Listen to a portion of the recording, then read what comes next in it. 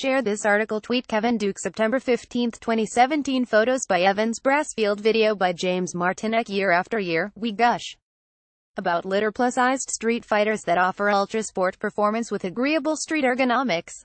Our expert riders love Super Dukes and Tuonos, and also appreciate S1000Rs and Ducati's big monsters. And yet, even we can agree that machines that pound out 140 horsepower to a rear tire approach the area of overkill for street bikes. So, here's a pair of European street fighters that offer loads of style and plenty of performance from athletic 800cc 3-cylinder engines. Here we've got Italy versus England, Armani versus Savile Row. We also wanted to include a triples representative from Japan in the form of an XSR 900 or the newly updated FZ09 from Yamaha, but we couldn't think of a famous Japanese tailor for our analogy. Oh, and Yamaha couldn't get us one in time for this test. Get the flash player to see this player.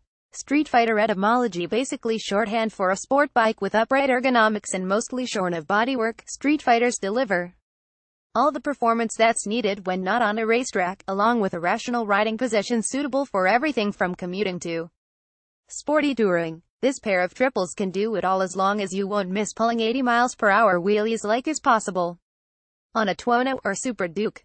In their commuting duties, the Euro triples are very similar to each other but distinct in several details. The trumpet impresses with its refinement, and that's evident even before firing them up.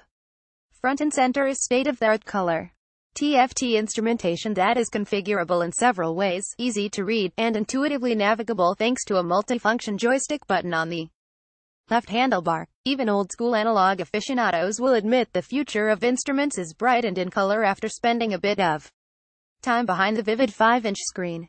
Self-canceling turn signals are unnecessary but appreciated. 2017 Triumph Street Triple RS Review. First ride with respect to gauges, the MV looks and feels a step behind. Its LCD screen is smaller and monochrome, and our testers didn't appreciate how the bar graph tachometer is placed at the bottom of the display rather than up top and closer to a rider's line of sight. Signal indicators below the LCD screen are dim and difficult to see. A 2-button controller makes navigating menus much more obtuse than the Triumph's logical arrangement. 2016 Megavolts Agusta Brutale 800 First ride review. What was recently the future now looks outmoded next to the Street Triple's vibrant TFT color gauge panel. A rider has the choice of 3 instrumentation layouts and the ability to choose a white or black background, or let it automatically toggle from black and low light to white during the day. The civility of the STRS is also evident by the unusually light lever pull from the slip assist clutch and by the seat padding that feels like something from the MyPillow.com catalog. After stepping off the Brutale's unyielding saddle, its pillion pad is even flintier and, worse, slippery. In the MV's favor is considerably more legroom compared to the Triumph's track-ready higher placement. Both bikes have quick shifters, but the Brutale adds an auto-blipping downshifter. The MV's clutch annoys for its relative heaviness but satisfies with a nicely wide engagement zone that makes pulling away from a stop more confidence-inspiring than the RS's friction zone in the last few millimeters of its lever travel. Meanwhile, the stylistic line running along the side covers below the seat remind us that Italians sometimes put form over function, as it juts out between bony knees and is a mild irritant. Further down, the Brutale feels relatively fat between ankles to supply adequate clearance for its glorious exhaust outlets. Also, the frame's aluminum side plates get hot on ankles in warm weather, so you might want to avoid wearing your Gucci's. Compromise is evident in the Brutale seat. The void below it is an inspired styling touch, while the stiff padding inside is more like a spanking.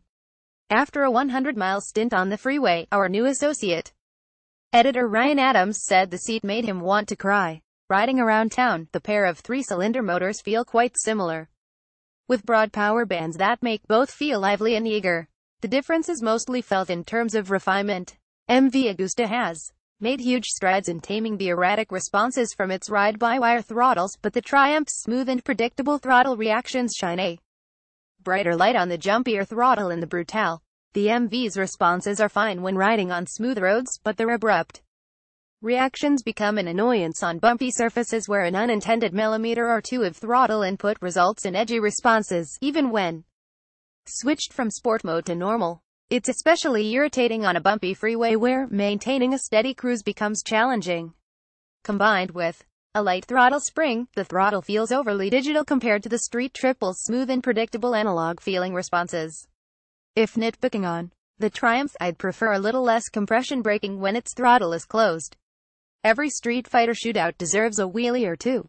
Both have stimulating three-cylinder snarls that build into wonderful howls as revs race. The MV feels and sounds raspier, which is invigorating. Its engine sounds like a wasp's nest in the best way.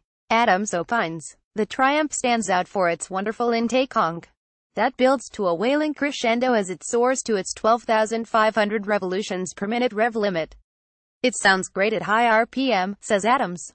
The motor pulls smoothly through rev range, and its smooth fueling and light clutch feel make it easy to ride in any situation. With a 33cc displacement advantage, the Brutale 800 churns out more power earlier than the 765cc Street Triple and holds its edge until nearly 9,000 revolutions per minute.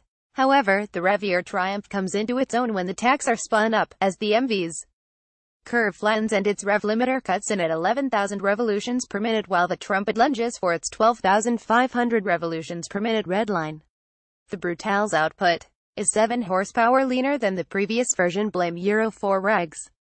The 4/3 shootout tray cool, the Triumph feels heavier but isn't, scaling in 22 pounds less than the MV's 439 pounds when both are full of fuel. The Brutale is astonishingly agile, tipping into corners with supreme alacrity. With similar chassis geometry numbers, credit for the MV's light-footed handling must go to its wider handlebar and its reverse rotating crankshaft that reduces the engine's gyroscopic forces.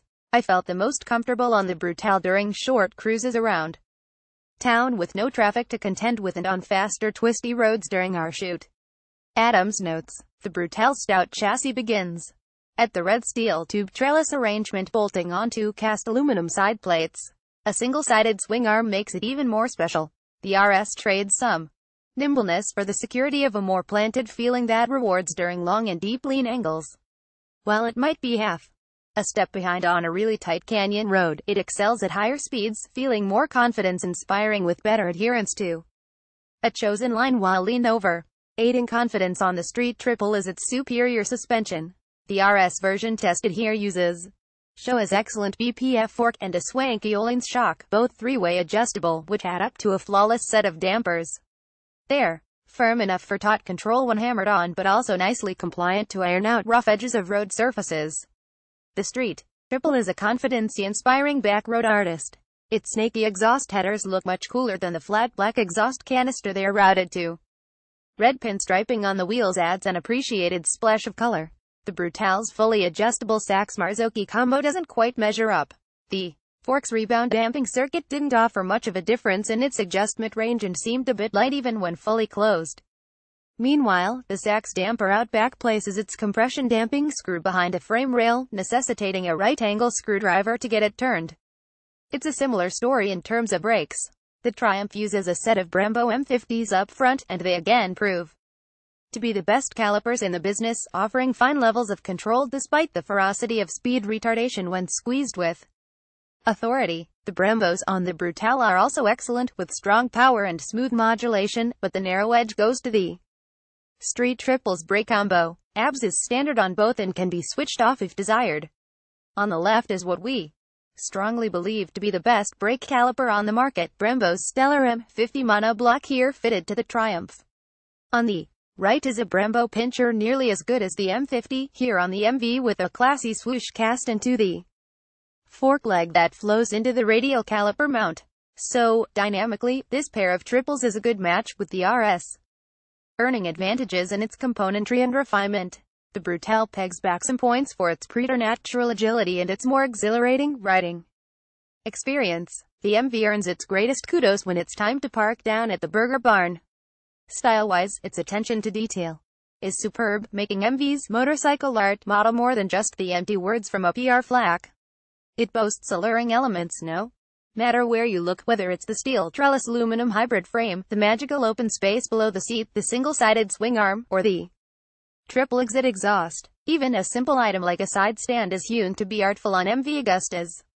The MV is beautiful from nearly every angle and has styling cues that are clearly form before function. Adams observes, some call it Italian charm, and there is no doubt the Brutale 800 is a charmer. The Street Triple is winsome in a more subtle fashion. It looks the part of a real deal street fighter with its aggressive stance and angry slanted eyes browed by a sporty fly screen.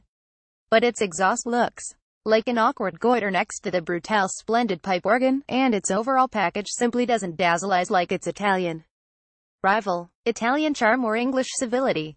Choosing a winner from this duo is fraught with compromise, as each has its own special character. The supermodel Brutale 800 engages the lustful side of our brains, making us want to overlook flaws that would be conspicuous warts on a machine less sexy, chief among them the ghosts in the machine digital throttle. If I had to choose between the two, I may opt for the Brutale if I were adding it to a collection of other bikes. Adams judges. However, if I could only have one motorcycle to do everything, the Triumph takes the cake for its practicality in nearly every aspect. Yes, the Street Triple makes for a better overall motorcycle than the sinful Brutale, even with its higher foot pegs tightening up legroom. It may not inspire ardor like the MV, but it is a more well-rounded package, has a 20% peak power advantage, and it retails for $998 less. The RS has nearly everything going for it, Adams observes. A smooth, torquey triple that produces 20 horsepower more than the MV, great brakes, great fueling, easily adjustable suspension, and fantastic maneuverability in town or out in the canyons. Yet somehow, the Hinkley-built Triumph feels a bit vanilla when compared to the Brutale from the banks of Lake Verez. We really enjoy characteristics of both of these fantastic Euro triples, but by the metrics of our scorecard see below for full details, it's the Street Triple RS that handily wins this bout. MV Agusta Brutale 800 highs makes us moist just looking at its supernaturally nimble auto-blipping downshifter. Size jumpy throttle response pain and thus seat a few ponies short. Triumph Street Triple RS highs refined and polished confidence inspiring excellent brakes and suspension. Size relatively plain bare and mirrors makes it difficult to lane split feeling not quite as moist.